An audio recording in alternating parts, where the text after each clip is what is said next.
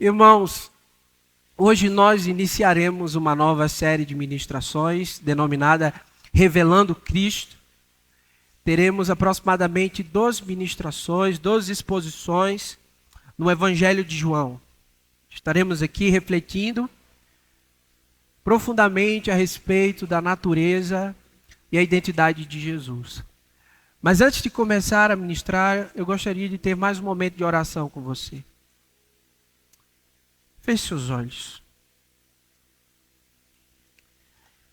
Eterno Deus, nos reunimos aqui para celebrar o Teu nome. Para exaltar a Ti, que és o único merecedor da nossa adoração. Eu clamo a Ti que neste momento o Senhor abençoe a Tua igreja com a Tua santa palavra. Que tudo que eu vier a pronunciar nesta noite produza edificação para o Teu corpo. Que Teu nome seja glorificado através da minha vida. Que o Senhor repreenda as distrações. Que o Senhor repreenda todo o terreno infértil. Mas que a Tua palavra seja lançada em boa terra. E que ela frutifique para a glória do Teu nome. Eu oro a Ti, Senhor, clamando a Tua bênção sobre nós neste momento. Em nome de Jesus. Amém. Há quem diga que o cristianismo é a religião do faça isso, não faça aquilo. A religião que se resume a um conjunto de regras. No entanto, quando nós avaliamos as Escrituras Sagradas, percebemos que o cerne da experiência cristã não tem a ver com padrões normativos, com uma coleção de determinações. O cerne da experiência cristã é o relacionamento pessoal com Jesus. O apóstolo Paulo, em Gálatas, no capítulo 2, no verso 20, diz que o fundamento da experiência cristã é Jesus vivendo em nós. Já não vivo eu, mas Cristo vive em mim. Temos uma profunda identificação com Jesus. A partir da experiência cristã, passamos a participar da vida de Jesus. Na Epístola aos Romanos, Paulo diz que pela fé nós passamos a fazer parte do corpo de Cristo. Nos unimos a Cristo. Entramos em um relacionamento profundo com Cristo. O próprio Jesus disse no Evangelho de João, no capítulo 15, no verso 5, que nós somos os ramos que foram enxertados na videira, que é o próprio Jesus. E os ramos devem permanecer em relacionamento contínuo com a videira. Porque se deixarem um relacionamento com a videira, eles vão murchar. Eles perdem a vitalidade. Mais adiante, na sua oração sacerdotal, em João capítulo 17, verso 3, Jesus diz que a vida eterna é conhecê-lo. Portanto, o cristianismo não é a religião do faça isso, não faça aquilo. Não é a religião essencialmente das regras, mas é a religião essencialmente do relacionamento com Jesus. Jesus morreu na cruz do Calvário com um propósito muito claro. Jesus morreu na cruz para que na viração do dia, ao entardecer, nós pudéssemos nos apresentar a Ele para uma conversa. Para que pudéssemos nos relacionar com Ele eternamente. No entanto, qual o fator-chave para o bom relacionamento com Jesus? O que determina a validade e a qualidade do nosso relacionamento com Jesus? O O teólogo canadense J. Packer escreveu um livro chamado O Conhecimento de Deus. Nesse livro, J. Packer diz que é crucial para que nós tenhamos um relacionamento genuíno e saudável com Jesus, termos uma visão correta a respeito de quem Ele é. Termos uma visão clarificada a respeito de quem Jesus é. Muitos cristãos têm se relacionado de maneira equivocada com Jesus porque possuem uma visão distorcida de Jesus. O que eles têm são imagens caricatas de Jesus, são verdades parciais a respeito de Jesus. A pós-modernidade tem contribuído bastante para esse cenário. Em nosso tempo, nós vemos muitas ofertas de Cristos. Um deles é o Cristo capitalista. O Cristo que tem o único objetivo de fazer com que os seus seguidores sejam materialmente ricos. Em oposição a esse Cristo, tem o Cristo socialista, que veio à Terra com um propósito exclusivo de promover justiça social, de empoderar as mulheres, de cuidar dos pobres. Existe também o Jesus popstar, o Jesus descolado, milagreiro, muito popular. E ainda há o Jesus humanista, que tem no centro do seu coração o homem, que não se cansa de dizer para o homem que ele é mais precioso, que ele é mais raro do que ouro de Ofir. O que nós podemos dizer a respeito desses Cristos? Que nenhum deles representa o Jesus anunciado pelos profetas e proclamado pelos apóstolos nas Escrituras. Esses Cristos são o que o apóstolo Paulo chama de outro Jesus. Devemos rejeitar essas ofertas. Precisamos buscar uma visão renovada e verdadeira a respeito de quem Jesus realmente é. Principalmente da sua supremacia absoluta, da sua grandeza absoluta. Onde nós encontraremos o verdadeiro Cristo? Nas palavras do pastor Carlos? Nas palavras do pastor Bruno? Nas palavras do presbitério da igreja do Novo Horizonte? Encontraremos o verdadeiro Cristo nas Sagradas Escrituras. João capítulo 5, verso 39 diz: examinai as Escrituras porque elas testificam de mim. Examinem as Escrituras porque elas testificam de Jesus. Nas Escrituras que nós teremos uma visão clarificada a respeito de quem Jesus verdadeiramente é.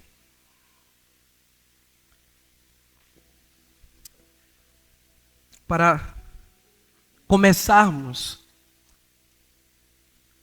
esse propósito, o Evangelho de João é uma excelente abordagem. O Evangelho de João era reportado pelos pais da igreja, pela igreja primitiva, como o Evangelho da verdade. Devido ao seu teor apologético, devido ser um evangelho de defesa da fé.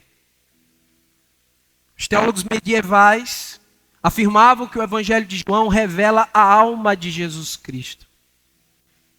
Entendendo que o Evangelho de João não é apenas uma biografia a respeito de Jesus, mas é um convite para uma reflexão profunda a respeito de Jesus. Diferentemente dos evangelhos sinóticos, Mateus, Marcos e Lucas. João registra a vida, os ensinamentos e os milagres de Jesus de maneira única, destacando aspectos profundos da natureza e identidade de Jesus. Nós começaremos a nossa série exatamente falando sobre a natureza divina de Jesus. Abra sua Bíblia, por gentileza. Evangelho de João, capítulo 1. Nós vamos ler do verso 1 ao verso 5. Evangelho de João, capítulo 1, do verso 1 ao verso 5.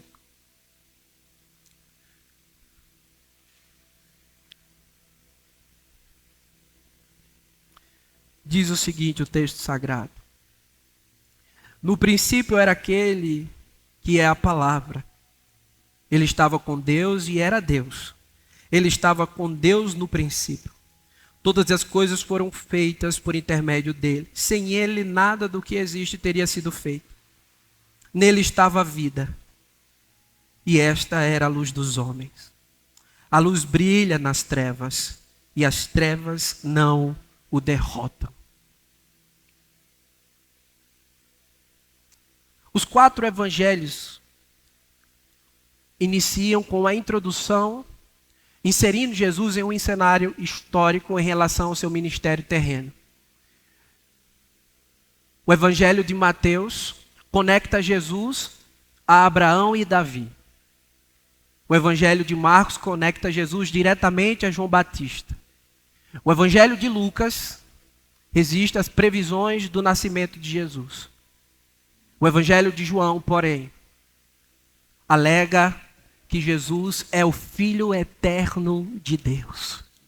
João enfatiza a ligação de Jesus com o Deus eterno.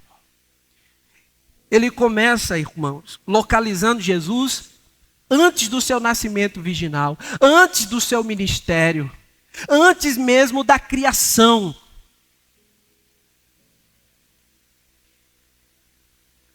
João começa confessando a divindade de Jesus, dizendo que Jesus é coexistente com o Pai e agente na criação e na salvação. João começa declarando: Jesus é Deus. No princípio era o Verbo, e o Verbo estava com Deus, e o Verbo era Deus. João começa confessando a divindade de Cristo. Agora, por que isso é tão importante? Por que João, no começo do seu evangelho, faz essa abordagem? Em primeiro lugar, João quer que todos os seus leitores leiam o seu evangelho a partir desta realidade: Jesus é Deus. Capítulo 20, verso 31. Eu registrei essas coisas para que vocês creiam que Jesus Cristo é o Filho de Deus. E crendo no seu nome, tenham vida eterna. Então João deseja que todos os seus leitores leiam o seu evangelho a partir dessa realidade: Jesus é Deus. E em segundo lugar, João está combatendo a heresia gnóstica. O gnosticismo era uma corrente de pensamento religiosa e filosófica que nasceu nos primeiros séculos da era cristã. Os gnósticos inferiorizavam Jesus. Para os gnósticos, Jesus era um ser espiritual. Um ser espiritual que veio a este mundo simplesmente para livrar almas do mundo material. Uma visão muito perigosa, irmãos. Porque a confissão, a declaração, Jesus é Deus, é a base da redenção da humanidade. Quando o homem se rebelou contra Deus, uma lacuna intransponível foi estabelecida entre o homem e Deus.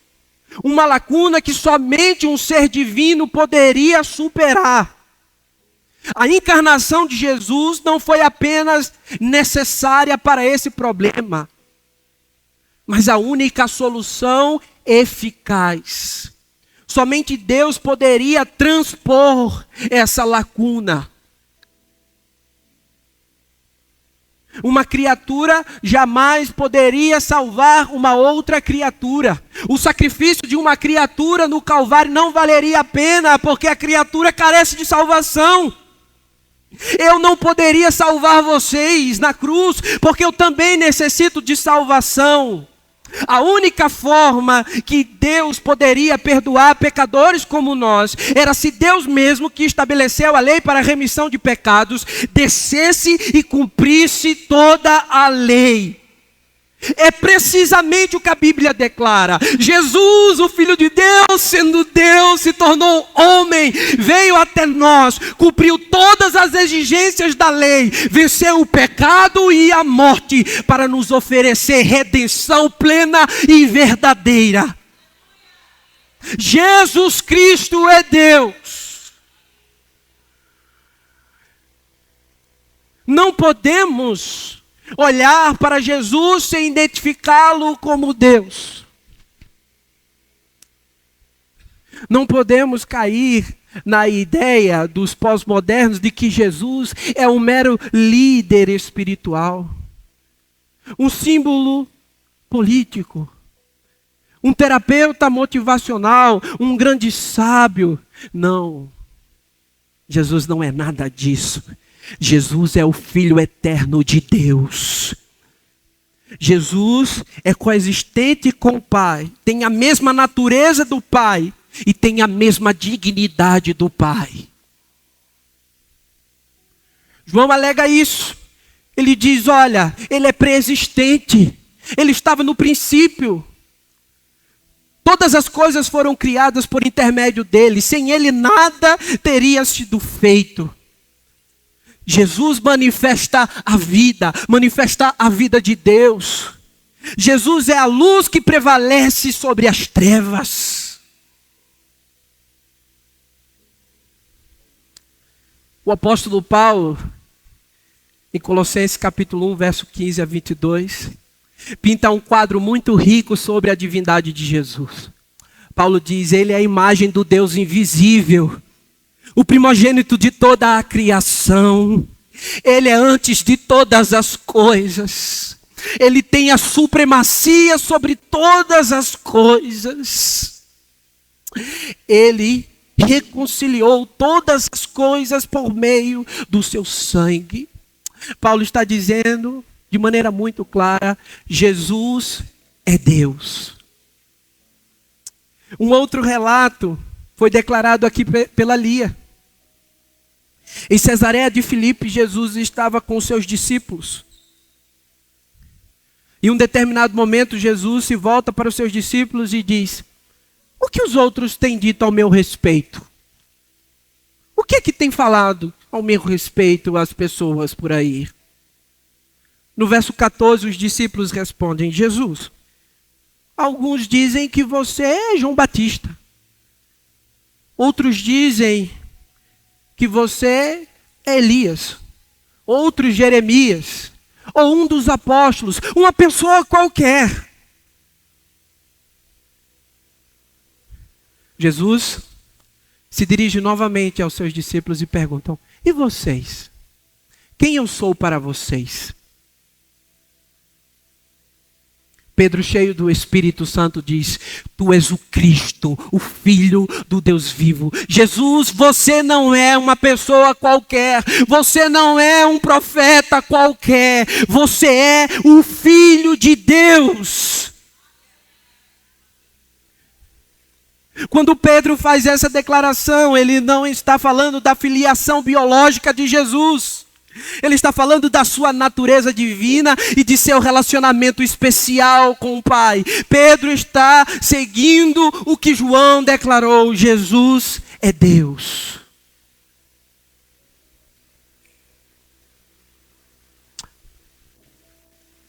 Agora eu gostaria que você prestasse atenção na pergunta que eu vou fazer para vocês. Quem é Jesus? Quem é Jesus para nós? Quem é Jesus para mim? Quem é Jesus para você? Quem é Jesus?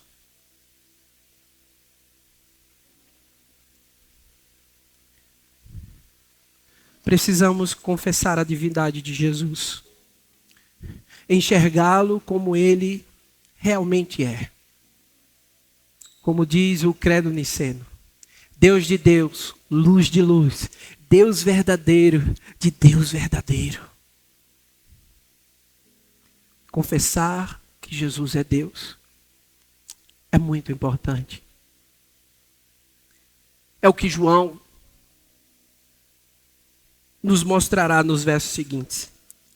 Depois que ele estabelece a divindade de Jesus, ele passa a falar sobre as implicações da confissão da divindade de Jesus. Confessar que Jesus é Deus possui duas implicações: redenção e adoração.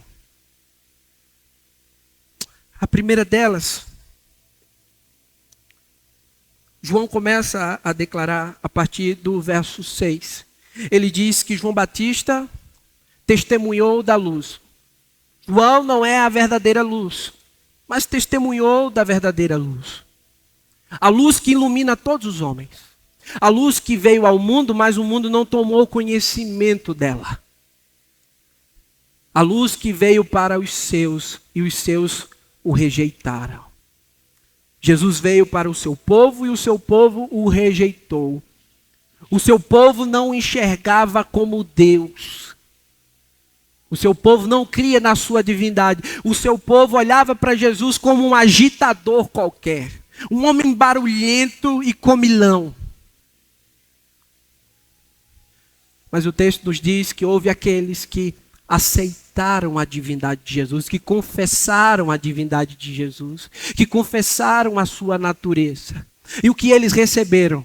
Eles receberam a redenção. O texto diz, verso 12, leia comigo.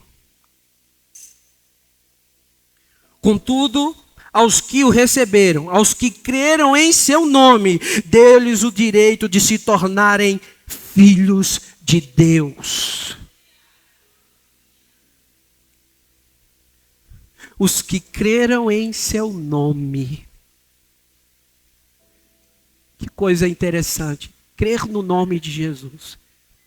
Irmãos, o nome de alguém não é apenas um rótulo. O nome não é apenas uma designação pessoal. O nome de alguém carrega a sua natureza e identidade. Quando eu digo Rebeca, eu evoco uma história, uma natureza, uma identidade. Portanto, confessar o nome de Jesus, crer no nome de Jesus, é crer na sua natureza e identidade.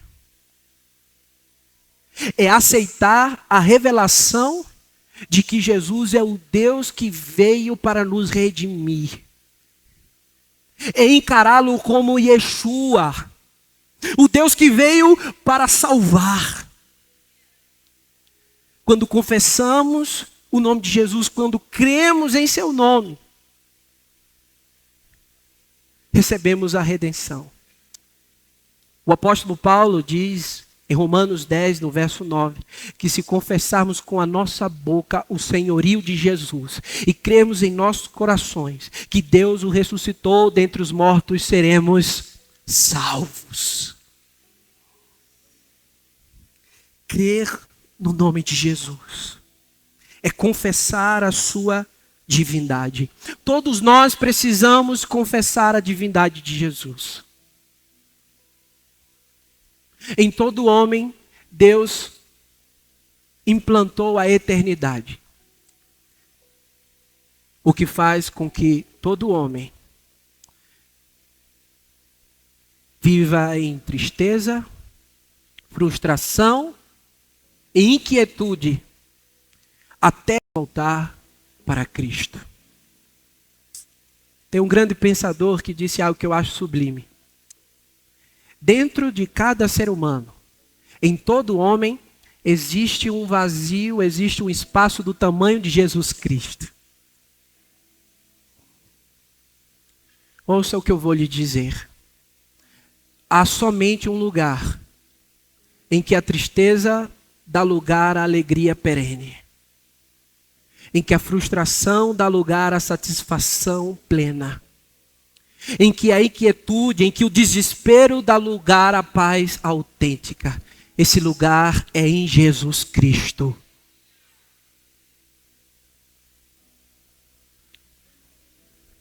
o desespero e a inquietude.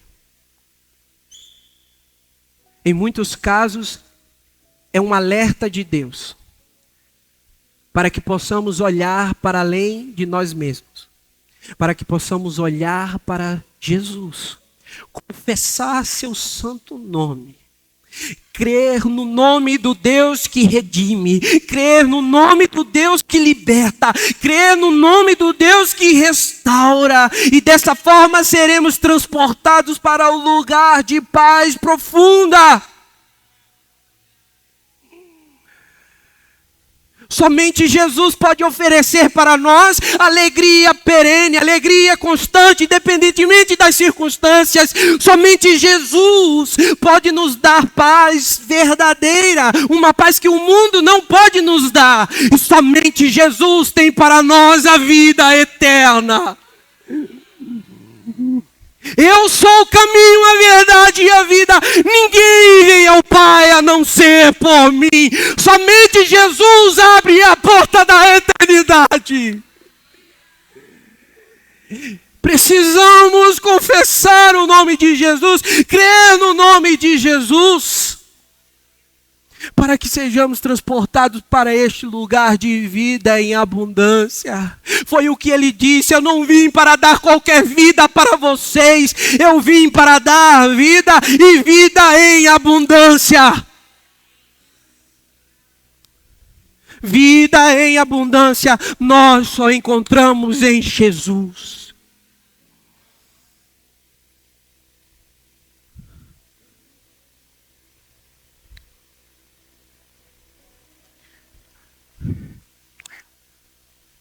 Qual foi a melhor coisa que eu fiz na minha vida?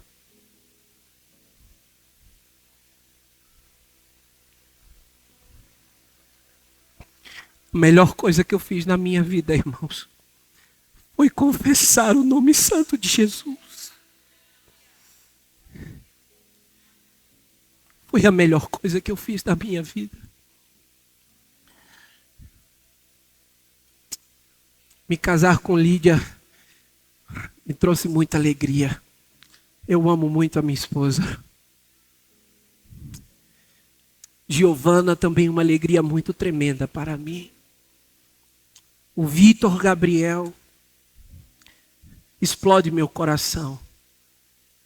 Mas nada se compara ao meu Jesus.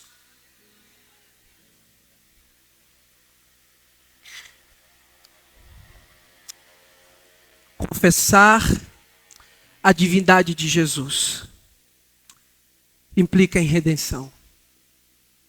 A segunda implicação, irmãos, é a adoração.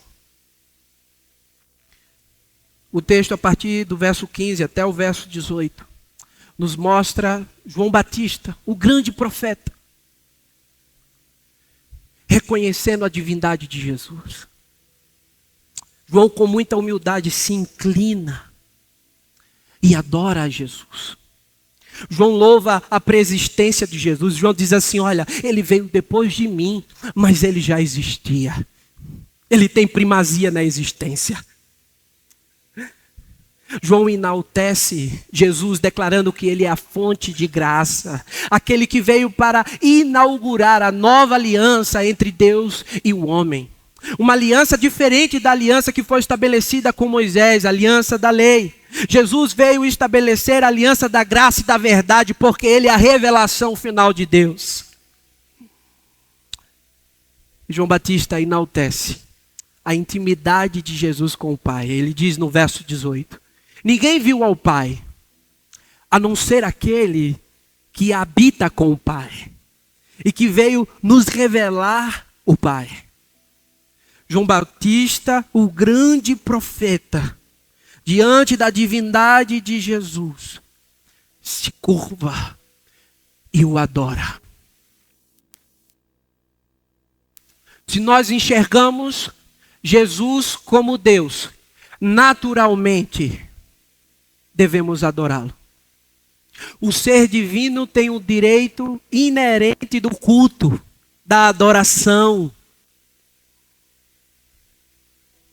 Portanto, irmãos, se nós enxergamos Jesus como Deus, devemos adorá-lo como Deus. Como devemos adorá-lo? Adore-o com palavras de amor. Diga palavras para Jesus como o salmista. Como a corça suspira pelas águas, a minha alma tem sede de ti. Declare palavras de carinho a Jesus. Diga o que ele representa para você.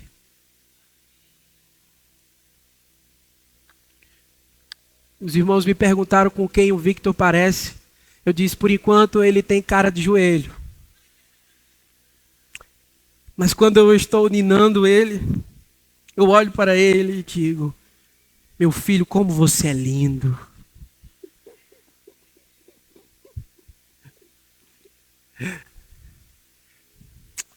E o que nós precisamos declarar em relação ao nosso Jesus? O Filho de Deus, o Deus que nos libertou, que nos resgatou. Adore com palavras de gratidão. Agradeça ao Senhor pela sua família, agradeça ao Senhor pelo seu trabalho, agradeça ao Senhor pelos seus irmãos em Cristo. Agradeça principalmente por poder se relacionar com Ele eternamente.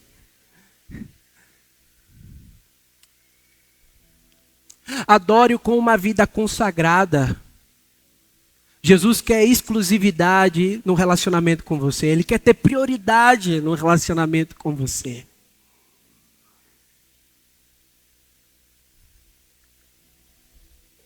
Adore com uma vida santificada. Uma vida que representa os seus ensinamentos. Adore-o se submetendo à sua vontade. Se nós enxergamos Jesus como Senhor, logo devemos obedecê-lo. Em Lucas, no capítulo 6, no verso 46, Jesus diz, por que vocês me chamam de Senhor, se vocês não fazem o que eu mando? Se nós enxergamos Jesus como Senhor, logo devemos nos submeter à sua vontade. Adore-o testemunhando dele. Testemunhe de Jesus para os seus amigos. Testemunhe de Jesus para os seus vizinhos. Testemunhe de Jesus para os seus colegas de trabalho. Testemunhe de Jesus para o maior número possível de pessoas. Jesus é a boa nova do Evangelho. Não guarde essa boa nova para você, mas compartilhe com todos que estão à sua volta. Fale desse Jesus redentor, desse Jesus que transformou a sua vida, desse Jesus que lhe deu esperança.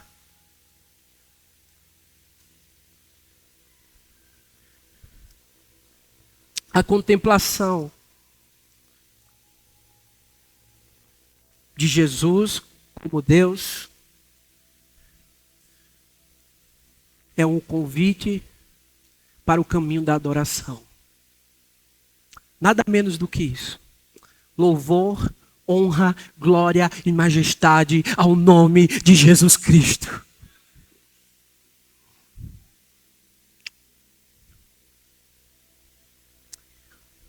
Consolidando a nossa reflexão, irmãos, precisamos guardar em nossos corações o cerne da fé cristã. O cerne da experiência cristã é o relacionamento pessoal com Cristo. Jesus quer se relacionar conosco. Amém, queridos? Jesus quer se relacionar conosco. Contudo, precisamos superar as imagens distorcidas que a pós-modernidade nos oferece. Rejeitar as imagens caricatas de Jesus.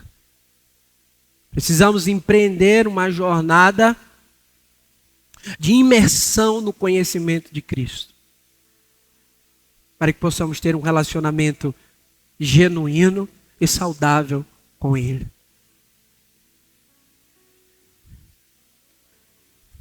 Confessar a divindade de Jesus é o primeiro passo dessa jornada. Quando nós confessamos a divindade de Jesus, a porta do relacionamento eterno é aberta para nós. Somos redimidos. Passamos a fazer parte da família de Deus. Passamos a fazer parte do grupo seleto que, ao entardecer, não se esconde, mas se apresenta para um café com Jesus. Que se apresenta para um relacionamento eterno de amor. Confessar a divindade de Jesus nos convida também para responder alegremente o que Ele representa para nós. Ver o Cristo de Deus como Deus nos conduz ao caminho da adoração.